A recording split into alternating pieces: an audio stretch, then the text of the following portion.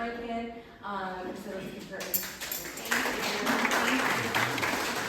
Thanks, Brittany. I usually like to undersell and over-deliver, so hopefully will be some balance there. So good morning, everyone. Welcome to Körner, Folly, one of North Carolina's most remarkable architectural resources. And again, my name is Kista Mansell, and today we're going to go on a fascinating journey, not through time exactly, but through the hidden language of architecture that surrounds us here at Folly.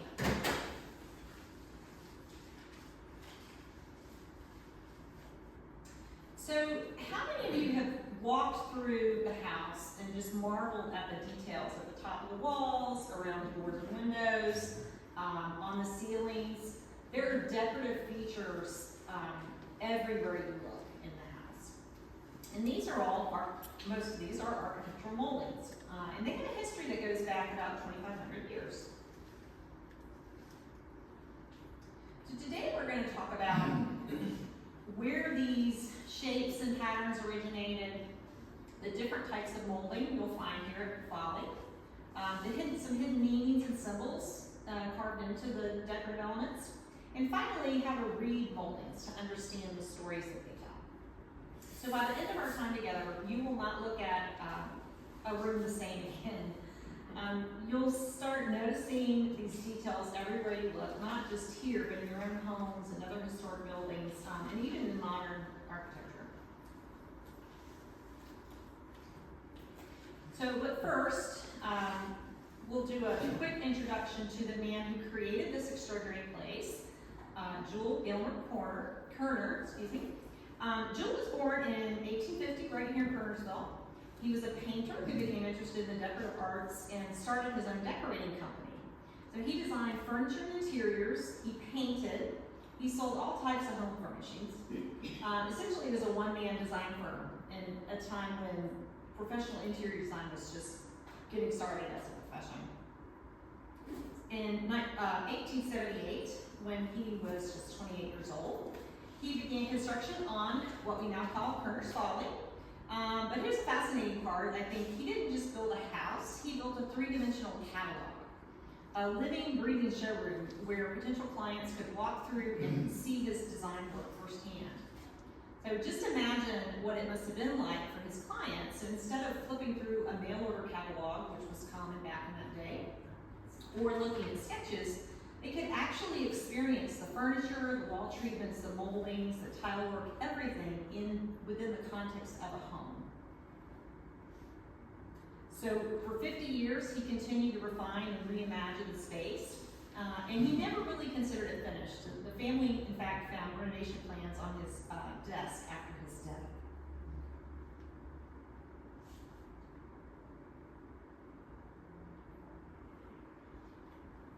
So now, on to architectural moldings. So let's go back to where all of Western architecture began, in the temples of ancient Greece. So picture yourself in Athens, Greece, around 450 BC.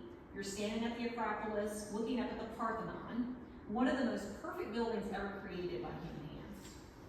What you're seeing isn't just a pile of marble blocks. It's a carefully orchestrated system of proportions and shapes and decorative elements that the ancient Greeks spent centuries perfecting.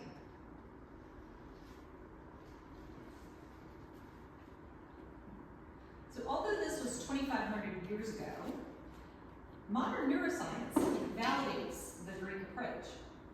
Functional MRI studies have shown that when people perceive something as beautiful, either building, sculpture, or painting, specific regions of the brain become more active, especially the areas linked to pleasure and reward. And visual characteristics such as harmonious proportions, balance, and natural rhythms tend to stimulate this part of the brain more consistently. So this supports the idea that our brains are wired to recognize, enjoy, and remember things that employ those principles. So the Greeks didn't just build buildings. They created an architectural language. And like any language, it had grammar, vocabulary, and rules. And they called the system the orders of architecture.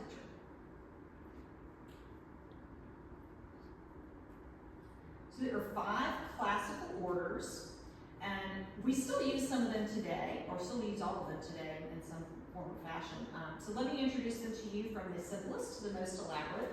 So first we have the Tuscan order, which is your most basic design. It's a simple shaft, basic capital, straightforward base. It's kind of the workhorse, the kind of the pickup truck of classical architecture. Then we have the Doric order, which is still relatively simple, but with a little more character. You've got short, heavy columns with shallow flutes carved vertically. The column has no base. It sits directly on a platform. The capital, which is the top of the column, is relatively simple. The Parthenon, which we saw earlier, uses the Doric order, and it conveys strength and masculinity. Then moving to the Ionic order. Now we're getting more refined, with taller, more slender columns with deeper flutes. The distinctive feature of this is its capital, which has two spiral scrolls called volutes. They look like rolled up scrolls of parchment. The Ionic order was considered more feminine and elegant than the Doric order. And then we have the Corinthian, which is the most ornate of the Greek orders. The capital is decorated with 2 rows of acanthus leaves and 4 small scrolls at the corners. This is the show-off of the classical orders. It's elaborate, luxurious, and impressive. So when you wanted to signal wealth and sophistication, you used the Corinthian order. And then finally, the composite. This one is a Roman invention. Actually, the first and the last are by the Romans, not the Greeks. But the capital here is decorated with 2 rows of acanthus leaves and, this one combines the Ionic volutes with the Corinthian acanthus leaves. So it's even more elaborate than the Corinthian one.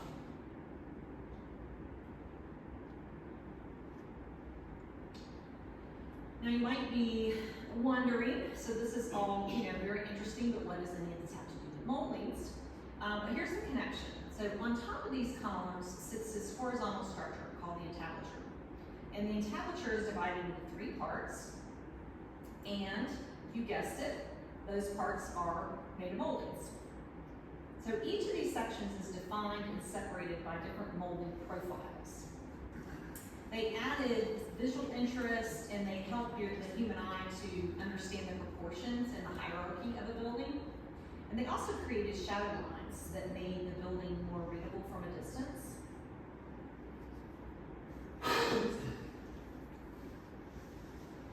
Well, in interiors of many styles, the walls were divided into 3 parts. So you have the dado, which is the lower part of the wall, it's above the baseboard. You have the field, which is the middle of the wall,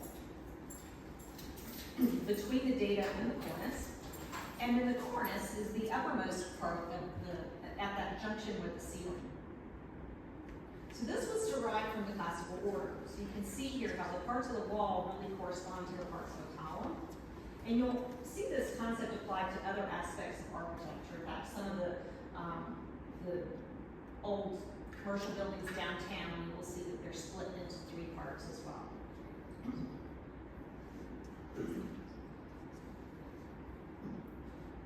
So let's look at some common molding profiles that have been around as long as the orders of architecture. So plain moldings are flat surfaces. So you have fillets would be either raised or sunk fillets. Just a flat surface separates moldings. The fascia is a flat vertical band. The splay is that sloped or chamfered face. And all of these provide rest stops between more complicated shapes. We have a series of concave moldings, which means that it curves inward. So the cavetto is also called a cove molding today. Simple concave quarter circle, kind of like a shallow scoop. You have the scotia, which is a deeper concave curve, which is often used at the base of columns. The three-quarter hollow is seen less often, but I believe we have some examples of it in the following. And finally, there are flutes. So these are a series of scoops that run through the length of the board. questions at the end, or? You can ask now if you like. Are those supportive or just decorative?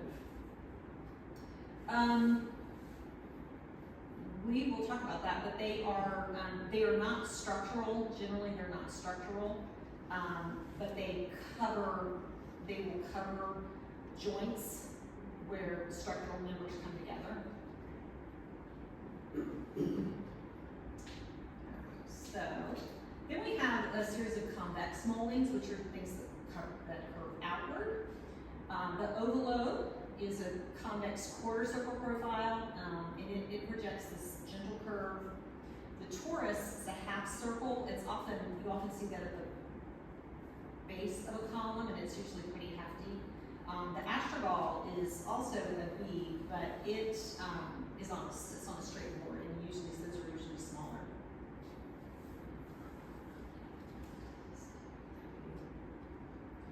So then it gets a little more interesting. We have the ancient craftspeople started combining some of these simple forms together to create more complex profiles. So the Sima recta is also called an OG, which I think everybody's familiar with that now from granite countertops. Everybody knows the OG now. But it has a concave curve on the top and convex on the bottom, so it creates this S shape, which curves inward at the top. And then the reverse of that is the Sima reversa, which is a reverse OG, and so your S curves outward at the top and inward at the bottom. So these S curves create beautiful shadow lines. They're visually very dynamic. They appear in moldings all over the place. So once you start spotting them, you'll see them everywhere. There are endless varieties of moldings and molding profiles, but these are the basics from the classical period. And the remarkable thing is that every one of these patterns, carved 2,500 years ago in the marble of Greece, are still appearing in buildings today, and including in some form Victorian houses like Folly. So that's really the power of classical architecture. It gives us this vocabulary that has never run out of style. Well, it's been forgotten in some circles. So now that we can understand the ancient foundations of moldings, let's fast forward to Victorian America and explore the moldings in the building next door. We have every type of molding imaginable.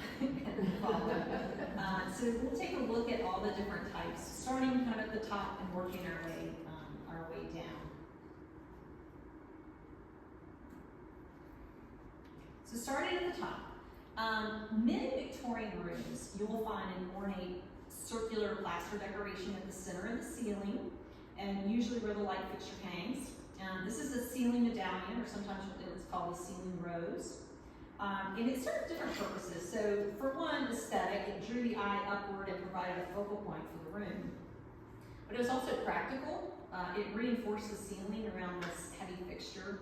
The mounting point is sort of covered up any imperfections that might be there from where it was mounted.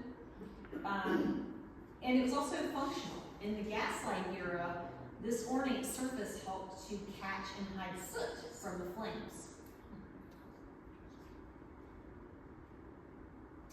Now, in Victorian architecture in particular, elaborate crown molding was a statement of wealth and taste.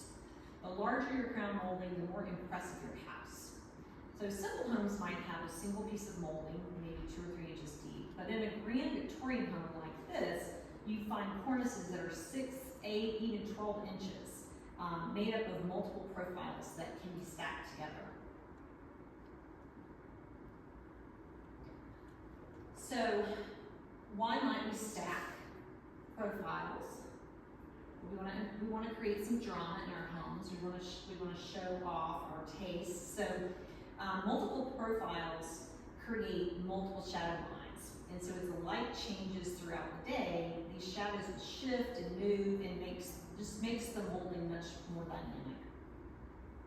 Also, classical correctness. So architects and designers like Jewell studied the classical orders. And they knew that proper crown molding should echo the proportions of a classical cornice. And that means multiple elements working together. Sometimes you'll see a decorative band running horizontally around the room just below the crown molding. And that sort of echoes the classical frieze of the entablature.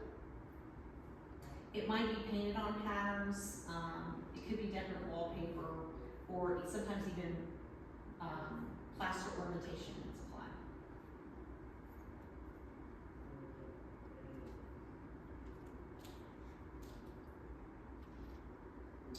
So higher up on the wall, usually about 1 or 2 feet below the ceiling, you might see another horizontal molding, and this is your picture rail. And it's a particularly Victorian innovation. The problem was that wealthy Victorians loved displaying all their artwork, but hanging pictures meant they had to drive nails into their beautiful plaster walls. And every time they wanted to rearrange the art, they put in holes in the wall. So their solution was to install this sturdy molding near the ceiling with a shaped profile that could hold hooks. Then they would hang the pictures from wires or chains or attached to those hooks. So you could rearrange your artwork whenever you felt like it without ever damaging the walls. So that was a really, it was a really nice innovation for the time. Interesting thing to me is that Jewel did not use picture rails in Folly, which I was shocked when I started looking for the picture rails. They weren't there, and so very interesting. Yeah. So, I bought a 1939 house in Greensboro, and we had the picture house. Yeah. When did that go away, so to speak? I think it really went away when plaster was replaced with wallboard, gypsum wallboard. Which was 50s, 40s. Yeah, 50s for sure. After the Second World War, it was pretty well replaced at that time. Some, depending on where you were and who did your build, you might have had it earlier than that, but it was available earlier, but most people didn't use it until after World War II. Yep. Yeah, my house is a 1932 Craftsman, and it has picture rails. It's all plaster downstairs, but all bead boards. Oh yeah, nice. Did you have a question?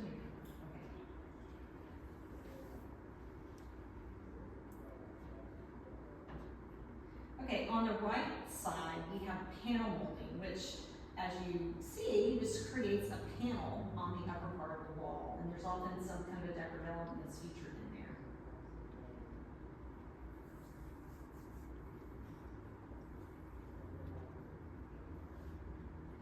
So about 3 to 4 feet up from the floor, you will see sometimes, very often, especially in the Folly, you'll see a horizontal molding running all around the room. And the lower part of the wall is called the dado, and the rail that sits along the top of that is the dado rail, or chair rail.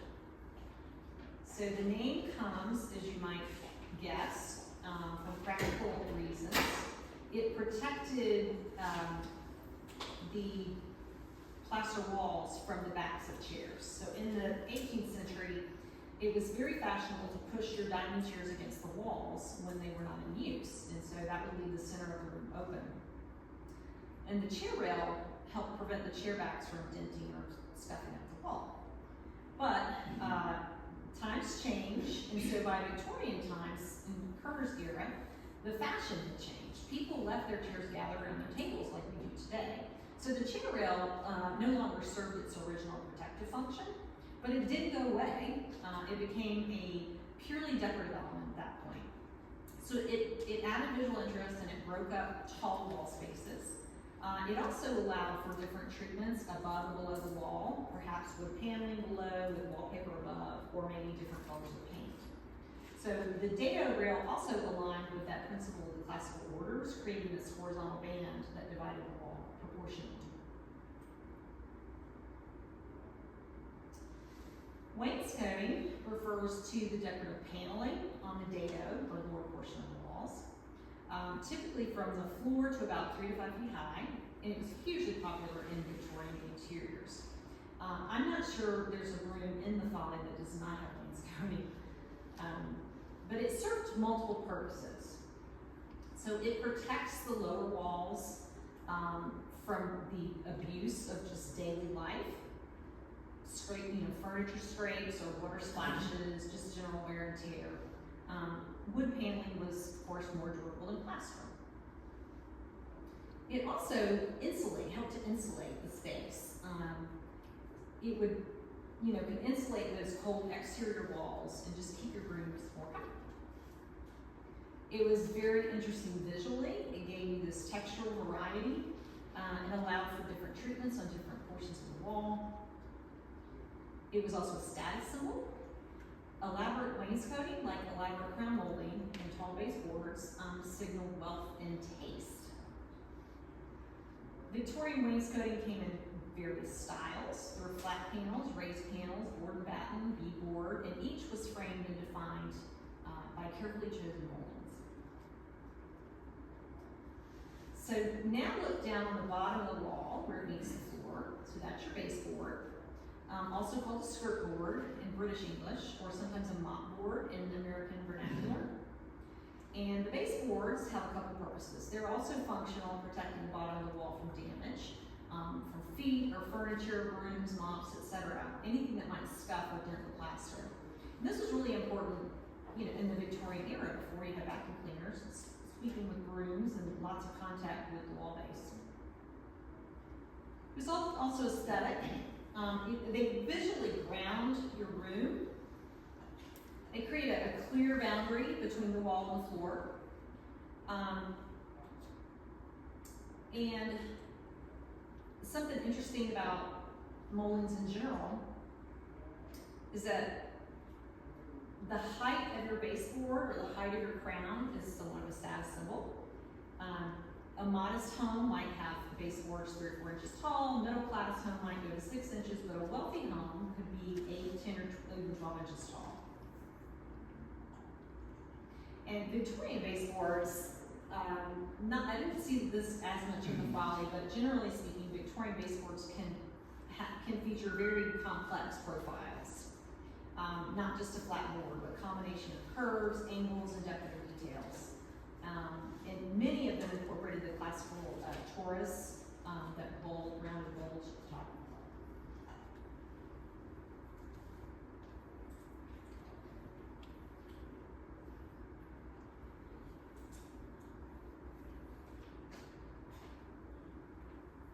So this is the image on your left, and then it's split up into top and bottom just so we can zoom in a little bit more and see the detail. But that every door and window in the house is surrounded by some molded trim. And we call that casing, and it's pretty simple in modern homes.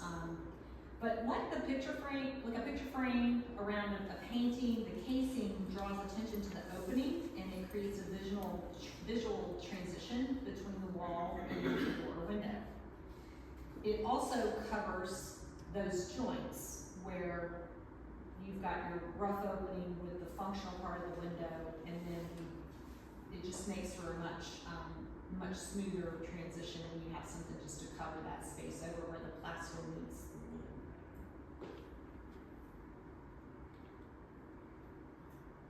So Victorian door and window casings, like everything else, could be quite elaborate, especially in formal rooms.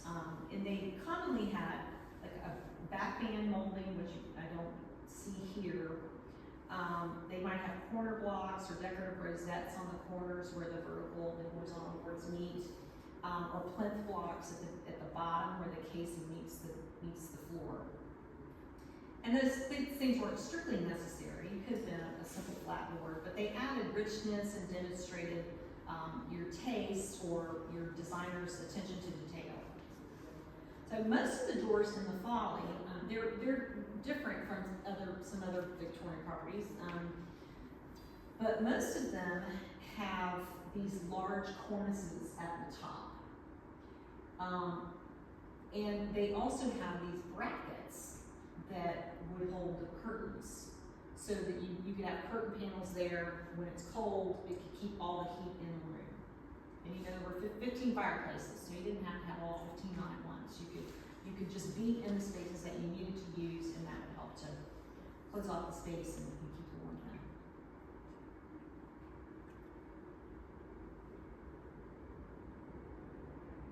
But, you know, all these doors they all have some commonalities, but they all are a little bit different too. So it allowed Jewel to really showcase different design solutions for his clients. Do the doors have transoms? They do, some of them do have transoms. This, I don't know, this looks to me like it's closed. I would have to go take a peek, but that's where there would have been a transom. I think there was, if it was one at one time. yeah, I think there are still some operable transoms in the house. But yeah, those would be great in the summertime, when you like the hot air rise and go out of the room. But this, on the bottom right, you can see at the base of where the floor meets the this casing, side of the doorway, that's a plinth block. That one is very simple. You can see the casing that they have in this case is fluted, so it has these grooves cut into it. Not terribly common. And then you see on the upper part, we have that cornice and we have those brackets, but if you look, we have egg and dart molding all around the exterior of the casing, which again is unusual. And I don't think I've ever seen, you know, went to Newport and I wasn't looking specifically for this, but the level of detail and the compound nature of all the moldings in the house are just really, really fantastic.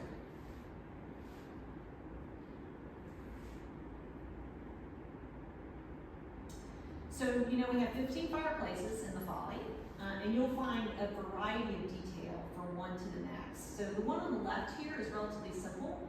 There is a niche built in above it, above the mantle. The other two have very elaborate shelving, mirrors, columns. So this bit over the top of the, you have your mantle, and then the upper part is called the overmantle. And so I think the one in the center is from the primary bedroom. And it's really interesting when you go in there and look at it.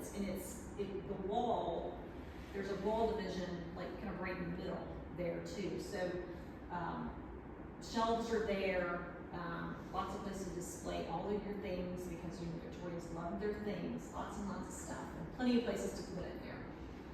And then a lot of them also have the mirrors built in the overmantle. But again, quite extravagant. To have such a huge cornice on your fireplace is unusual. Certainly was a status symbol.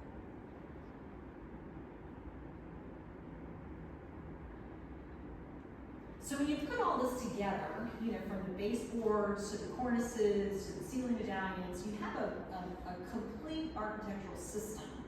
And every element works together to help define the space, creates this visual rhythm, and it demonstrates your designer's mastery of classical proportions and principles. And that's exactly what Jewel was showcasing here. It's his ability to orchestrate all these elements into a harmonious, impressive whole.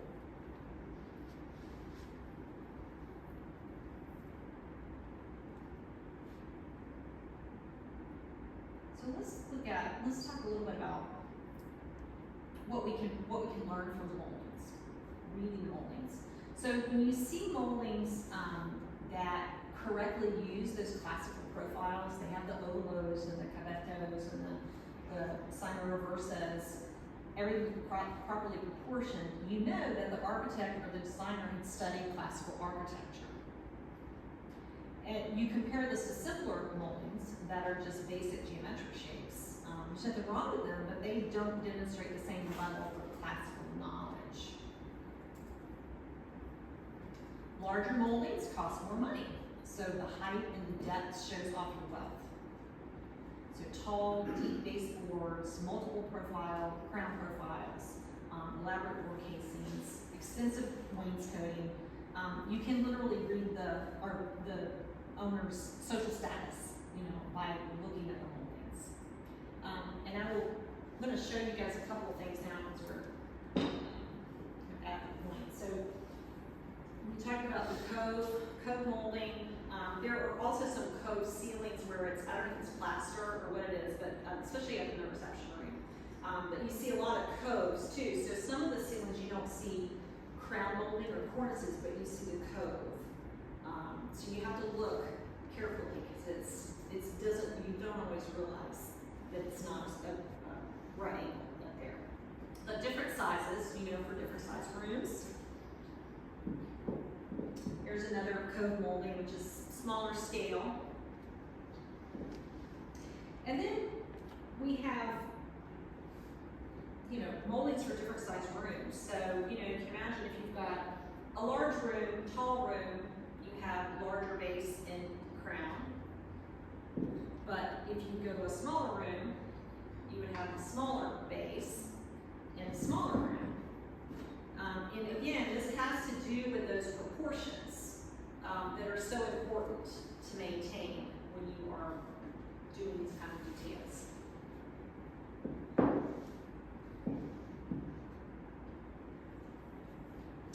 And we talked about wainscoting, but the wainscot in this in fact is a cabinet sample. It's a cabinet door and drawer. But just for illustrative purposes, you can see how the molding here is raised. The molding, this is flat, this is recessed panel versus a raised panel. Lots of interesting details. They don't really make cabinets. I don't see anybody putting new cabinets in like this anymore. It's kind of a shame. I think some of the Victorian style is coming back though. I'm beginning to see a lot more of this maximalism. So maybe these things will come back. But this is just something that we have in our, we have a materials library in the school. So I just stole it from there. But I think it's interesting to note, the thickness of this, you can see where this is going to help to insulate. It's going to help to absorb sound. It's completely different from the faux moldings that we see so often today, where people just they'll take just the panel molding and they'll just put it right on their drywall.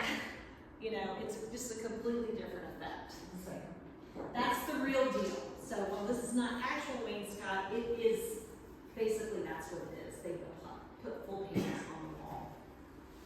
It's a solid mass.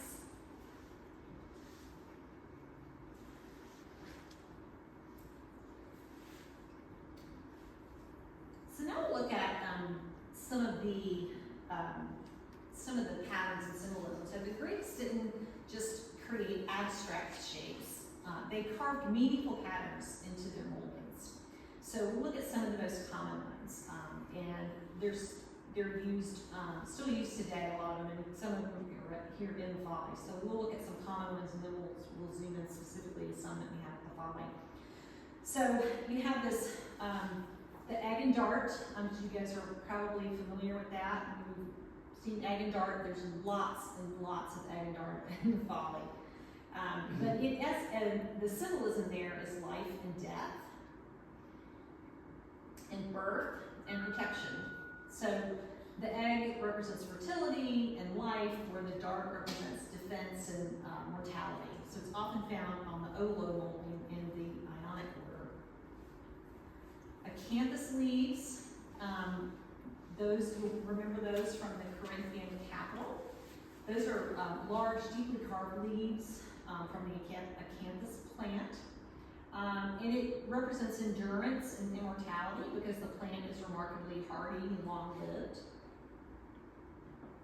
And then we have dentals, the smaller tooth-like blocks, rectangular blocks that you see in a row on classical cornices. So dental literally means little tooth, but they're actually representations of wooden beam ends from Greek temple construction. So when the stone buildings were built, they imitated those earlier wood construction methods and details.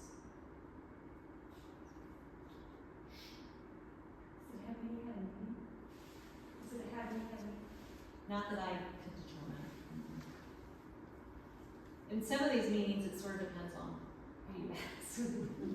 I have this is a illustrated dictionary of historic architecture, and it has images and definitions. So it's like the dictionary. dictionary, it's alphabetical order, you know, you come across a word, you don't know what it is, you come look, and it usually typically has a picture and explains to you what it is, and sometimes compares it to other similar things, so. But that's a good one, I don't think it said anything about central molding, at least the meaning of it. And this is a fun one, this is guilloche, it's this pattern of running woven bands, like it's sort of braided or interlaced pattern. And that symbolizes eternity and continuity, no beginning, no end. Greek key, we're familiar with that. Most of us are probably familiar with that. That's one of our geometric patterns, but it's these continuous right angles. It looks like an elaborate maze. And this one represents infinity and unity in the eternal flow of life. Bead and reel. So the beads are the small, and I don't know which is which, the bead and reel. The beads I think of as the small ones. Reels, I guess, are the wider ones. But this originally represented wooden pegs and spools. Again, no big secret, no real, not a real deep symbolism there, but they do sort of represent harmony and rhythm because this is kind of a repeating pattern.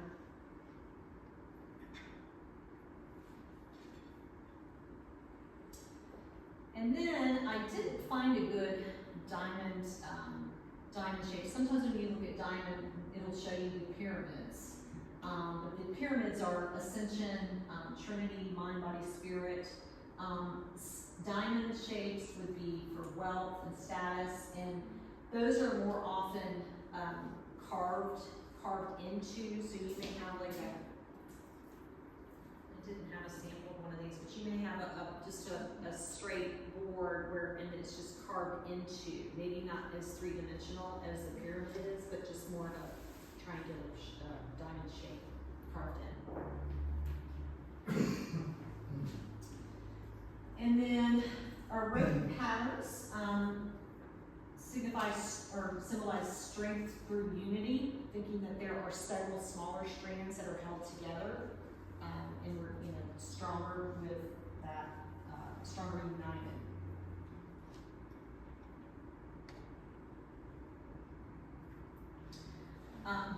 So Victorians, they inherited a lot of their classical symbolism, but they also added some of their own Victorian era meanings. And so some of the common ones were flowers. The Victorians were obsessed with flowers. Each flower had symbolic meaning in the language of flowers. So I did not find necessarily specific roses and lilies. I think I found what looked like tulips in the house. But lilies, purity, innocence, which, that was kind of a familiar thing. Roses, love and beauty, femininity. So those are all familiar themes, I think, for us. And then the acanthus, that was inherited from the Greeks. But again, it's that endurance and eternal life. Then there are these fruit symbols and harvest symbols. You very often find these in dining rooms. So grapevines represent hospitality and abundance. You think of Bacchus, the Roman god of wine and celebration, right? And then wheat would be prosperity and harvest.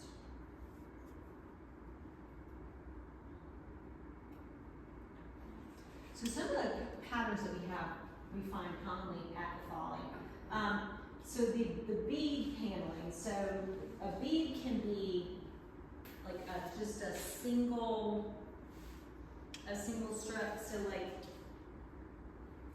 this is a reeded, but it's kind of, you can't really see it from here, but there's like I would call these three beads, right? These long, rounded lines. But beads are also just a single circle, like a literal bead, like a pearl. So we're seeing a lot of these, the pearl moldings coming back now. See them, well, if you go on Pinterest, which I shouldn't do, but I do. That's my social media weakness is Pinterest. I love to go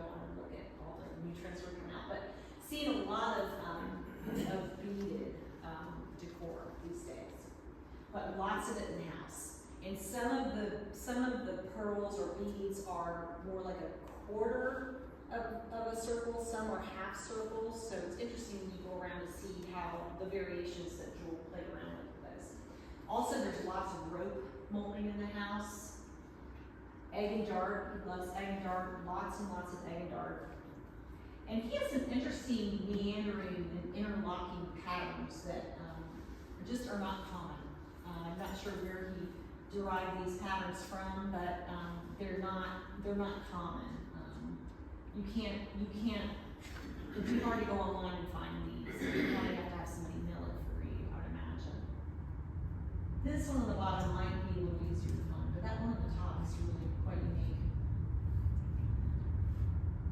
Now, in the center, or well, the egg and dart picture, you see those corbels or medallions that are underneath they're like right at the corner of the wall. So they're like part of the cornice, sort of holding up that molding on the top. And you see that big circle. He liked those, the oval loops. Or those are the 3/4 round. And I was not really familiar with these when I've seen it on charts before, and I thought I've just never really seen those. But when you walk around the Folly, you see a lot of these, and they're just a very dramatic corbel. It's not like anything you would see in an ordinary home. Very dramatic.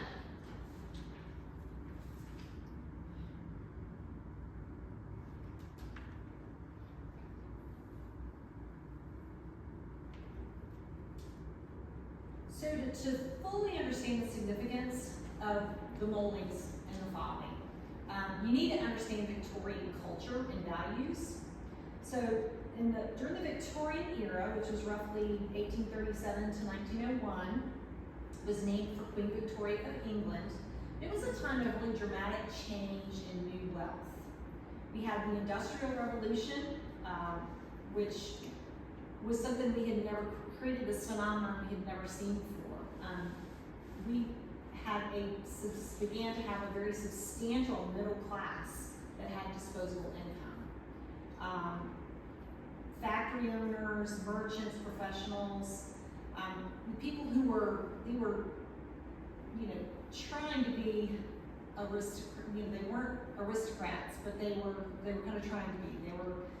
They had significant money now to spend, and they wanted to show it off. So what did they spend it on? They spent it on their homes. In Victorian culture, your home was your public face. So it demonstrated your success, your education, your refinement, and your taste.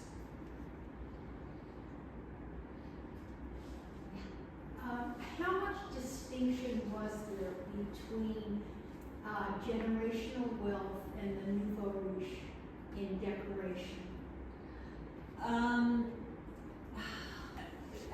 It's a personal thing, but It's like Jackie Kennedy and Donald Trump.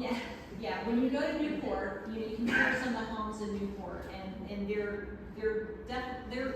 very often the nouveau riche try to overdo. Yeah, like the Marble House, in Newport. It's just exaggerated, just to really show off the gold on everything.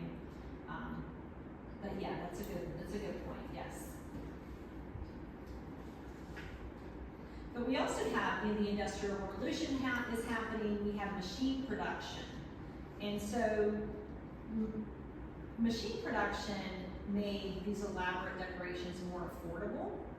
And for the first time really in history, middle-class families could have moldings and plasterwork and decorative details that were once really just reserved for palaces and mansions, right? So it creates this sort of democratizes design, if you will. So this all led to what architectural historians call Victorian opulence, the more is more philosophy. So if you could afford decoration, you used it elaborately, enthusiastically, everywhere. Victorians believed that surrounding yourself with beautiful, historically informed design was morally improving. They thought that studying classical architecture and incorporating its elements into daily life made you a more educated, refined, and civilized person. So this is why you see Greek and Roman motifs in Victorian houses. And this is why proper proportions matter so much. And this is also why Körner studied the classical orders and incorporated them into his work, because his clients valued this connection to ancient civilization.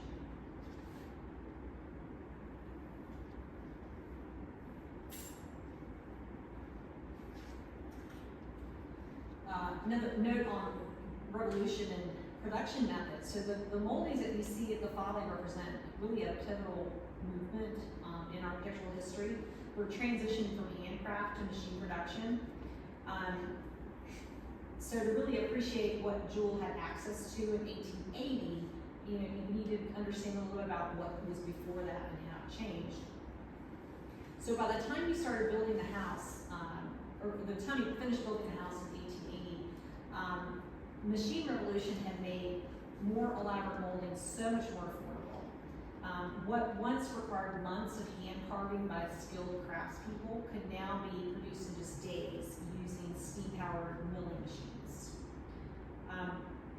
And the fascinating thing about the Folly is that it sits kind of right at that transition point. So some of the moldings here were hand carved in traditional ways, others were machine milled. So you're looking at both techniques. It's kind of like you can sort of see this history of construction methods if you look closely. It takes a skilled eye sometimes to tell the difference, but especially when it's attached to the wall. If it comes off the wall, you get more clues. But when it's attached, it's sometimes hard to see the detail. A couple of interesting Victorian design principles. I love this one. Horror vacui. Horror vacui. Fear of empty space. Victorians had this real cultural anxiety about empty and undecorated spaces. Art historians call this phenomenon horror vacui. So every surface was an opportunity for decoration. The walls, they used wallpaper, often with multiple patterns, and moldings and wainscoting. Ceilings, they used plasterwork, medallions, and painted on designs. The floors, they used patterned carpets and decorative tiles. In their woodwork, they had a lot of carved details and very elaborate moldings, as we've seen. But the idea of a plain white room would have seemed cold and unfinished and just inhospitable for the Victorian sensibility. They were all about layering, visual layering and actual layering. So they layered fabrics, they had heavy drapes and multiple layers of curtains. Their furniture was overstuffed and heavily upholstered. They had collections of things, lots of collections of things. Displayed these objects and artworks and photographs all over. And then, of course, the architectural details. They had stacked moldings, they had applied moldings to the plaster. So this all comes together to create these very rich and complex and really shadowed spaces. So as light moved through the day, these shadows would shift and change and just really make the rooms feel alive in a way. So speaking of the shadows, now this is where the molding profiles really come into their own. So each curve and projection creates shadows. You string together multiple moldings and you can create a constantly shifting play of light and dark that adds just drama and interest throughout the day to the space.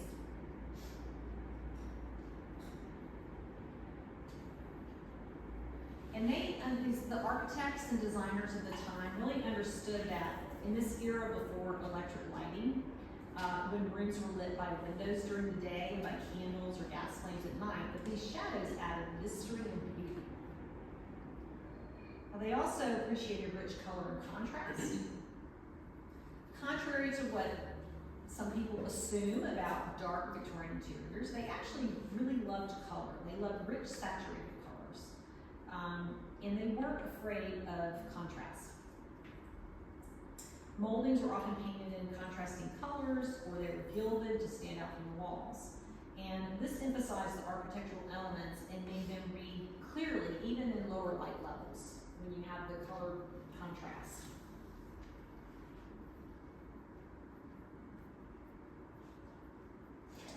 So once you know what to look for, moldings can really tell you a lot. So they're like historical documents, written in wood and plaster instead of ink and paper. And we can read moldings to understand the building's history. So as you walk through the house after the talk, hopefully you will, I would encourage you to, be molding detectives. And you want to look for things like transitions. See if you can tell a difference where maybe a type of molding in one room looks maybe a little rougher than another room. Maybe you see imperfections in the egg and dark here, but not here, or you see different styles. If you've got much more of a crispness to it, it could be, that could tell you the difference in the time frame. And then look at the scaling. We have different sizes of different heights of rooms throughout the house. So as you move from a low ceiling room to a high ceiling room, you're going to notice how the proportions of the proportions should feel the same. But if you would actually go and measure, your base mold in the taller room is going to be taller than the base mold in the short room, just to keep those classical proportions. And variety. Just, see how many different molding profiles you can identify, right? Thinking of the first couple of pages that we went through. Look for the concave and the convex. Look for those S curves. Look for the ropes, and see how many of those you can identify. And you can also look at the condition of spaces. So we have some rooms that have been restored, other rooms that have not yet been restored. Some just newly restored within this past year. So the Folly's Folly Foundation's done a remarkable job of preserving the details. But you can see where, and I think there are even some areas where we can see the damage, but then next to it we can see the restoration. So you can get an idea of how much work really went into that.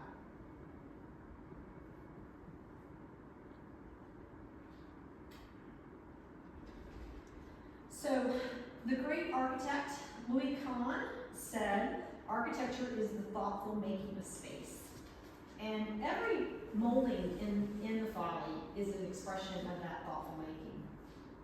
The ancient Greeks thought carefully about shapes. Victorian craftspeople made them very skillfully.